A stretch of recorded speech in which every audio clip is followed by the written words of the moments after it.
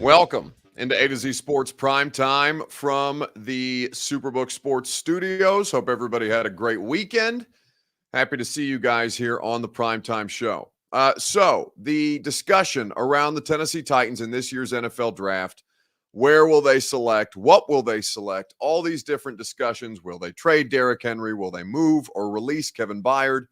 On and on it goes. And then, the ever-looming specter of Lamar Jackson and his contract situation. But with all that being said, there's actually things going on with NFL personnel, including the Titans exploring options at number 3 overall to trade up from 11 with the Arizona Cardinals in some form or fashion to acquire this year's 3rd overall draft pick. So there was a initial report from Daniel Jeremiah that you're going to hear that we were able to confirm. And we'll get into a discussion about, does it make sense? If they're trading up, who should they be trading up for? We'll also talk about the new signees that were made Friday. 2 critical positions, I think, that are worth talking about with new names that you guys are going to get to know. One familiar and one new name. We will also do this as a free site, the best thing that I saw on the internet this weekend. And we'll enjoy that together at the end of the show because it was an exciting weekend of college basketball and the men's national championship game yet to play. Before we get started, though, need you guys to share this show on Facebook, YouTube, Twitter, and on Twitch. If you're hanging out on Twitter, please retweet the show in the bottom right-hand corner of your screen. If you're on YouTube or Twitch, please subscribe to the channel, throw a like on the video if you haven't done so already, and make sure that you tell a friend to do the same if you've done all those lovely things for us. If you are on Facebook Live like Eric Smith or Joey Parkhurst, you can share now to public. That's in the bottom left-hand corner of your screen, and you can like the video on Facebook as well. We would greatly appreciate you doing so. Once you guys have done that and you've settled in and you're ready for some interesting trade-up discussion, we can go ahead and get this thing off and rolling. Welcome into A to Z Sports Prime Time from the Superbook Sports Studios. I'm your host, Buck Rising, if you're new to the show, and I'm proud, as always, to be presented to you by the Ashton Real Estate Group of RE/MAX Advantage. GaryAshton.com is where you go for your dream address without the stress. The intel edge you need to succeed can be found at GaryAshton.com. Superbook Sports. Download the Superbook app today, and they'll match your first bet up to $1,000, win or lose. Nobody has better odds boosts or promos than Superbook Sports.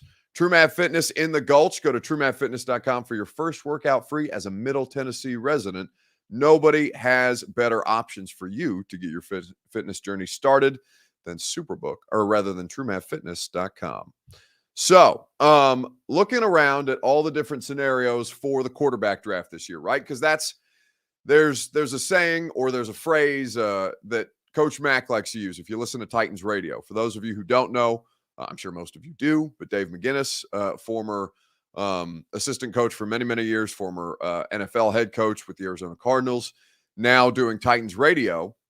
Coach Mack always says there's the draft and there's the quarterback draft. And that's really indicative of how teams look at this time of year when they're creating all the various options for themselves. Because once you get into the draft, we know it's chaotic. We know it's hectic. We know that things are flying, that phone calls are being made, parts are being shuffled.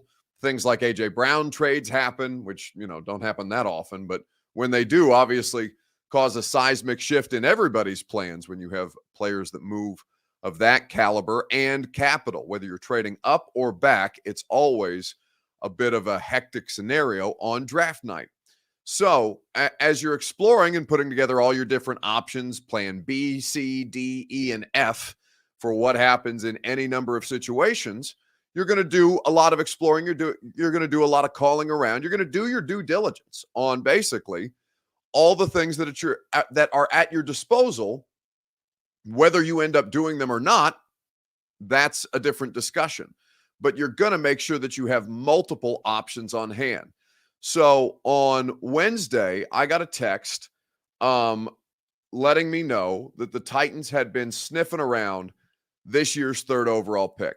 Now, I was not able to myself independently report it on Wednesday because I wasn't able to get a second confirmation. But when I was listening on my drive home and trying to text and call people to get that second confirmation, I was listening to the Move the Sticks podcast.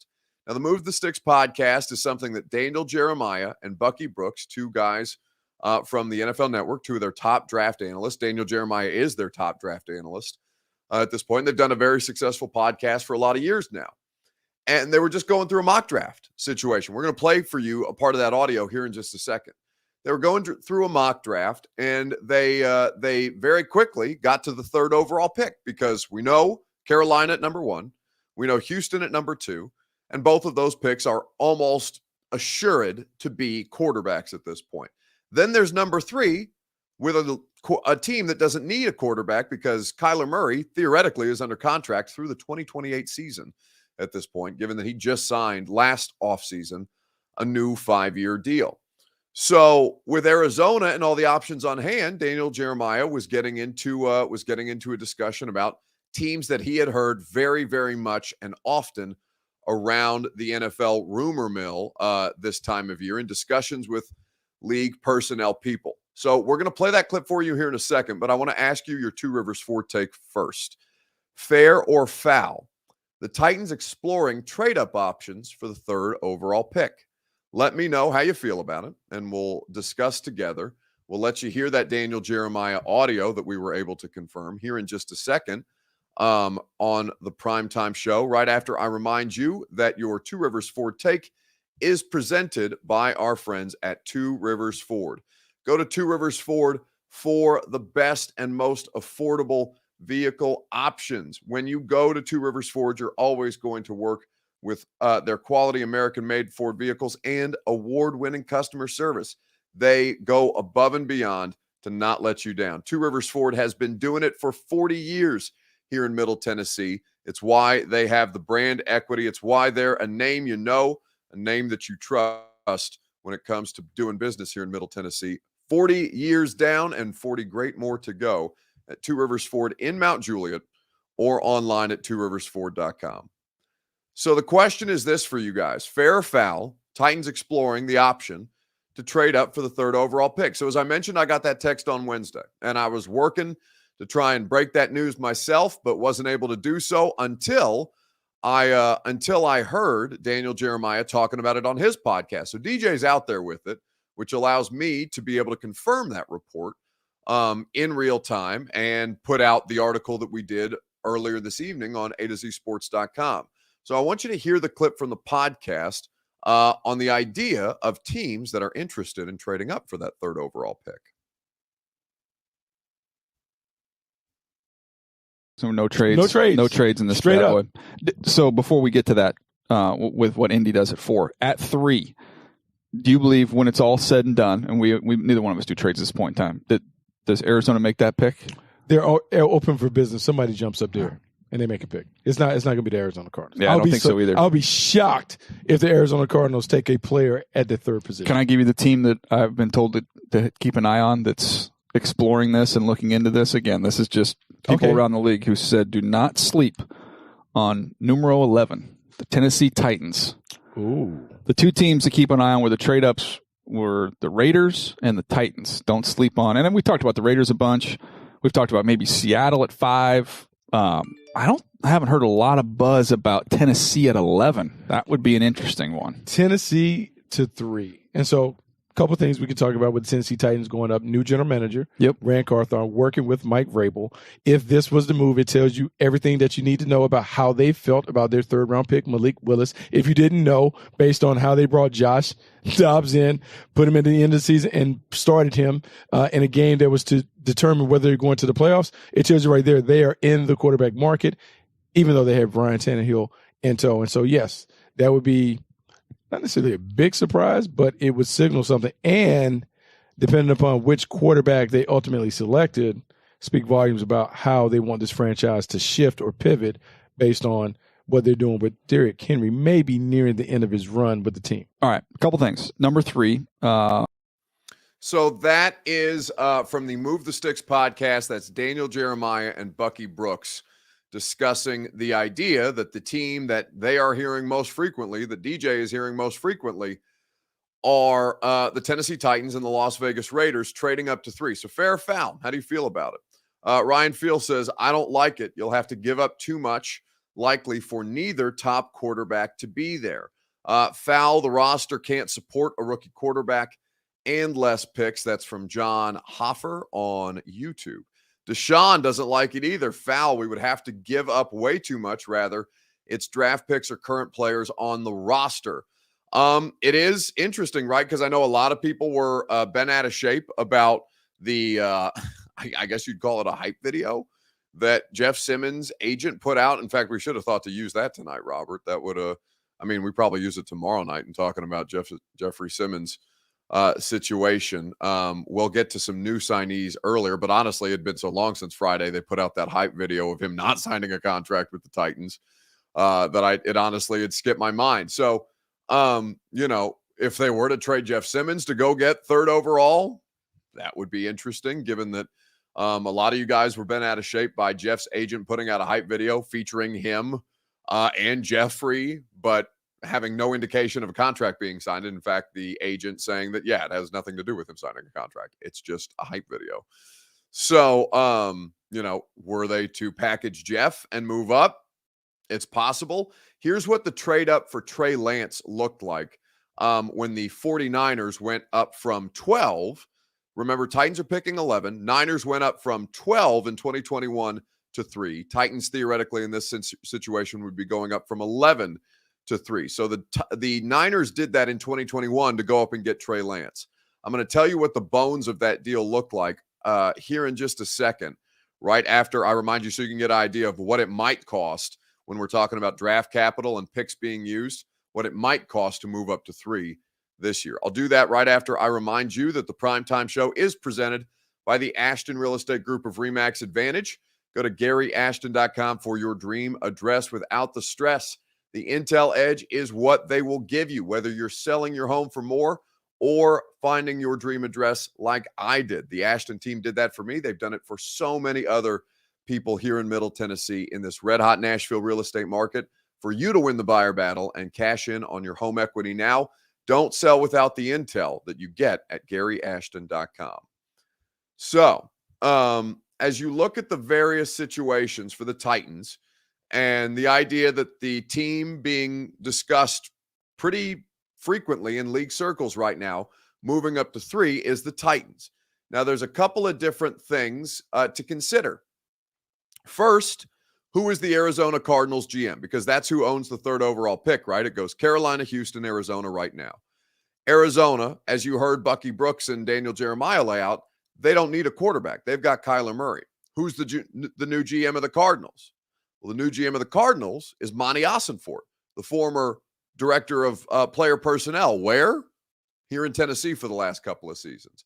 Now, it seems that would lend itself to a friendly deal operation. Certainly Monty, I'm sure, would be interested in seeing some of the players that they drafted in Tennessee. Hell, if he's willing to sign Dennis Daly, who's to say who else on the Titans roster he may be interested in?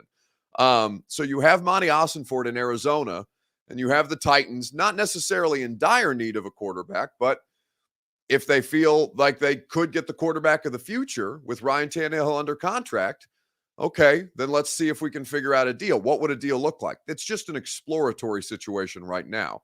Not that they're actively looking to go up to 3. They're just doing their due diligence. So in the case of Trey Lance, going back to 2023 or 2021, you'll remember that the Niners at the time had 12 overall. And so San Francisco moved up to number 3 overall in that 2021 draft to get Trey Lance. What they sent to Miami, who had the 3rd overall pick, was that year's 12, their 2022 pick, and their 2023 pick. So 3 first-round picks in 3 consecutive drafts, along with a 3rd-round pick in that 2022 draft. So 4 picks in that draft, 3 first-rounders, and a 3rd. What those picks turned into, for what it's worth, because I was reading some articles on that Trey Lance deal just kind of while I was trying to do my research on what an offer might look like or what an offer might have to look like for Tennessee. The Dolphins turned those picks into, Miami sent the pick to the Eagles in a trade. The Eagles in that trade took Jalen Waddle. The Eagles then flipped the original pick to the Cowboys, who then used it to draft Micah Parsons, 12 overall. So ultimately, the Niners' 12th overall pick became Micah Parsons. In 2022, that pick became Cole Strange of the New England Patriots, because that was one of the first-round picks Miami used to trade for Tyreek Hill. Then in 2022, their third-round pick was Matt Corral, the quarterback. Their 2023 first-round pick became Bradley Chubb, who they traded with the Denver Broncos to acquire. So a team like Arizona could do some serious rebuilding and retooling with a haul like the Niners got for Trey Lance, or like the Dolphins got in the Trey Lance trade, if Arizona was to do that deal with anybody, right? But Tennessee in particular. I think that drafting, if you were going up that high from 11 to 3 to get a quarterback, I think we've talked about this. My preference would be Richardson. I would see if you could package Malik and get him off the roster before you cut him. But if you had to cut him, then okay, whatever. I think Malik is at this point a sunk cost, and I don't think it hurts them at all to move on from him. I think that the more there are discussions around this kind of stuff, I think that Richardson is the player that makes the most sense to me if you were to do that. Now, again, I would have to know, are they giving up picks or are they giving up players? Because they only have 6 picks in this year's draft, and to give up a first and a third in this year's draft, to narrow that down to only 4 picks in this year's draft, if you were to couple that with 2 future first-round picks, that would be a lot in the situation that you're currently in. So if they feel good enough about it, should they do it? Yes. If you think that's your future franchise quarterback, go get him. If you have any hesitations about it, then move forward from there. But they can't be scared in this situation. It is a big risk, though, given that it would leave you, unless you traded back at some point, with only 4 picks in this year's draft, theoretically, if you were to replicate a similar deal like the Dolphins and the Niners did back then. So we'll see how these things develop at this point, and we'll continue to keep an eye on it. That deal, by the way, between the Niners and the Dolphins that ultimately became the Trey Lance pick, that was done on March the 26th in 2021. So about a month before that year's NFL draft. We are less than a month away from this year's NFL draft, and so we will see how these things develop. So, with that all being said, Robert adds in our private chat, according to the trade value chart, the third is worth 2,200 points. The third overall pick. The Titans' first is worth 1,250 points. They would need to come up with 1,000 additional points of value for that to be an equal deal. For those of you who follow the trade value charts, which is something that teams very, very much use in these circumstances. So something to keep in mind when you're considering the best available options. So, that's just an option that they're exploring. It's an interesting idea, and I think it creates a lot of fascinating discussion. We'll spend a lot more time on that on the radio show tomorrow. Meanwhile, I want to know which signing you think is more interesting. The Titans retained one of their free agents and brought in a new player in this second wave of free agency thus far. They re-signed center Corey Levin, and they brought in from the Chicago Bears tight end Trayvon Wesco. So we will talk about those two, because those may not seem like sexy signings, but you're potentially talking about your new starting center and a starting tight end for a team that has needs at both positions. Which signing is more interesting to you? We'll talk about it together right after I tell you. So I'm laughing because I just saw Jimbo's comment. We're getting Lamar. This is nonsense. Well, it doesn't seem like it, but I think my preferred option would be Lamar Jackson. I'd rather go with the known commodity than the unknown. But Lamar doesn't seem terribly likely for many people at this point. So I don't know what to tell you about the Lamar situation until we have quantifiable evidence of a team even making a contract offer to Lamar, because to the best of my knowledge, that certainly hasn't happened in Tennessee. And at least as recently as the owners' meetings, that hadn't happened concretely for another single NFL team. Anyway, so which signing is more interesting for you? We'll talk about it together right after I remind you that Prime Time is made possible by Superbook Sports. Download the Superbook app today, and they'll match your first bet up to $1,000, win or lose. There's no better place for you to wager on this time of year than Superbook Sports. You've got the Natty tomorrow. Get in on the action. Download the Superbook app today. And if you are not betting college hoops, then baseball is right around the corner. In fact, it's already begun.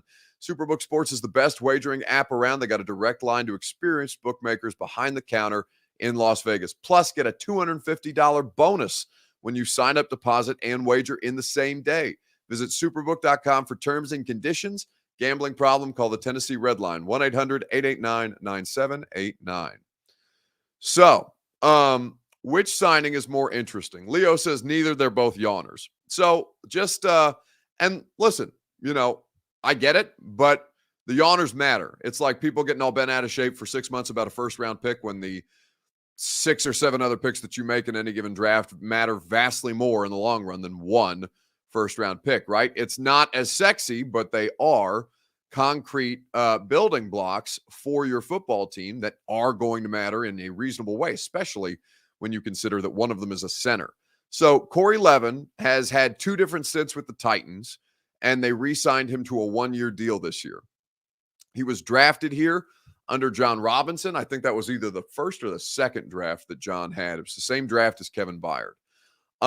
Levin was the backup center to Ben Jones, and when Ben got shut down for the rest of the season on injured reserve, Corey took over and frankly played quite well at the center spot. I liked him better than I liked Aaron Brewer at center.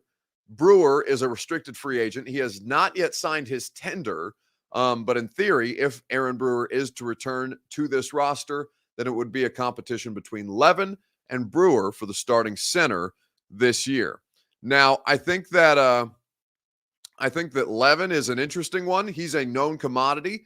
The other is Trayvon Wesco. Now, Trayvon Wesco is not a name that you're going to know unless you've been paying attention to blocking tight ends around the league. But you know that the Titans use 2 tight end sets more than almost any other team in football, and I know you hate Jeff Swaim.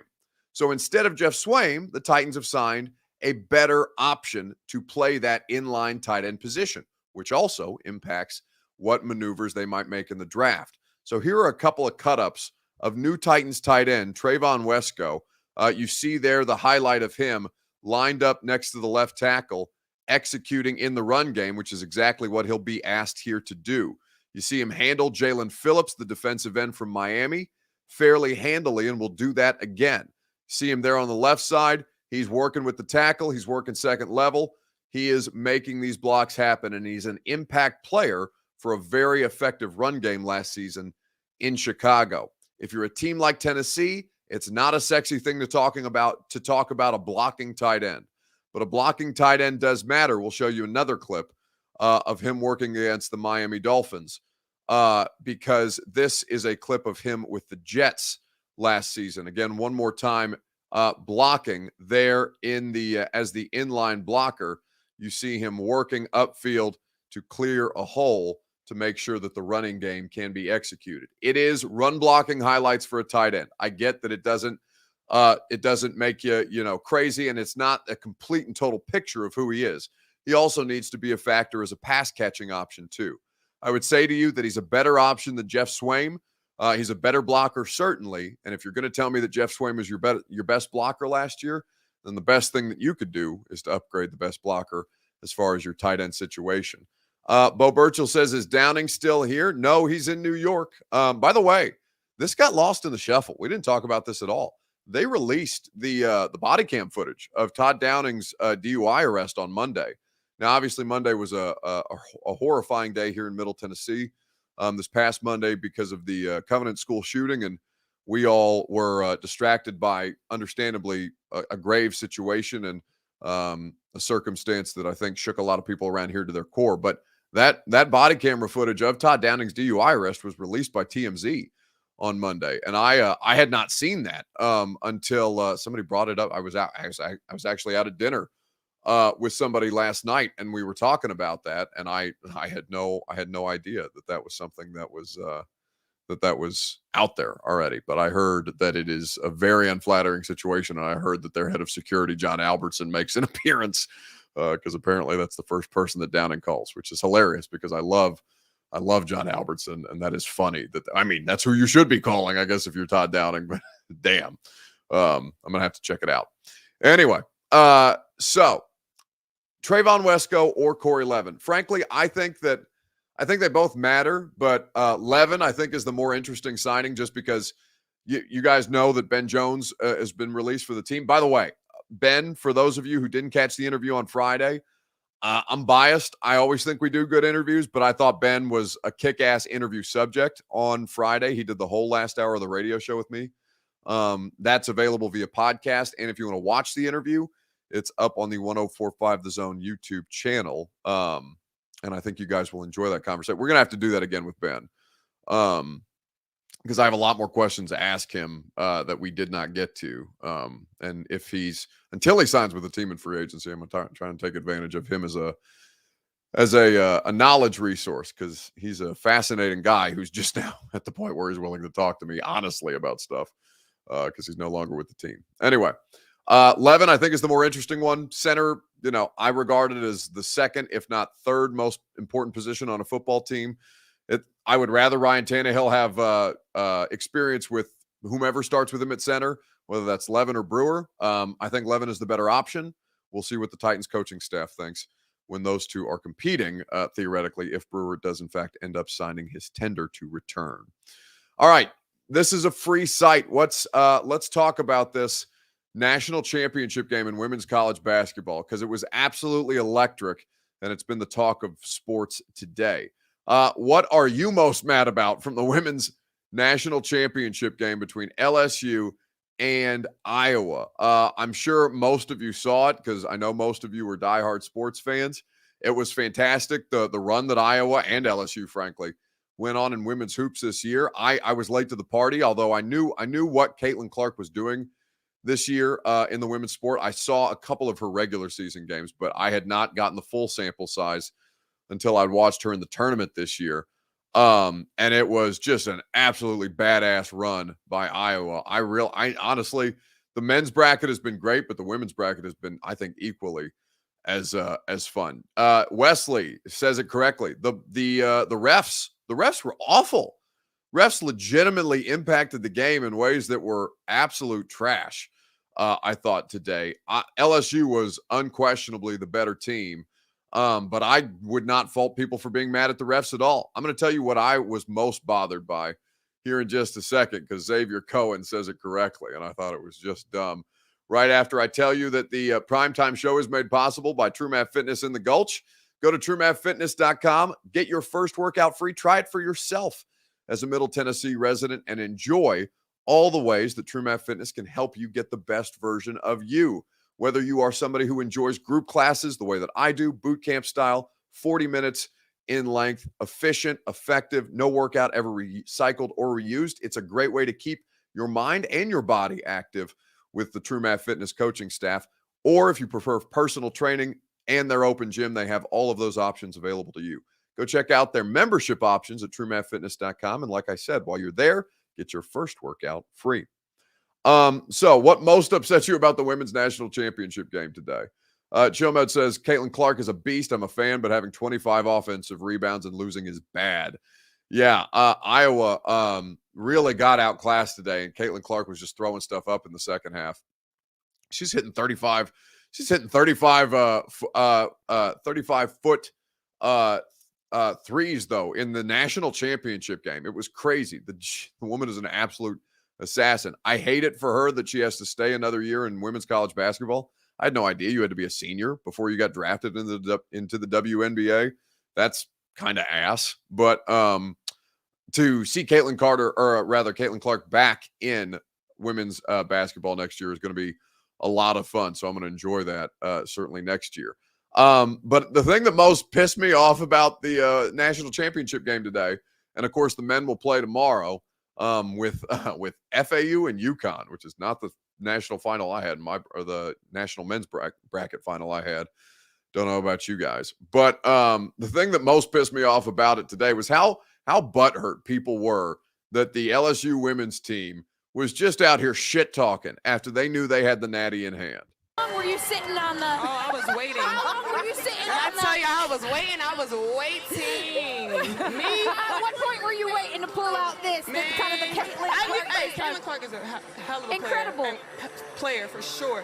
But I don't take disrespect lightly. And she disrespected Alexis and my girls. South Carolina, they still my SEC girls too. But y'all not gonna disrespect them either. So I wanted to pick her pocket, but I had a moment at the end of the game, and I was in my bag. I was in my moment. Yeah.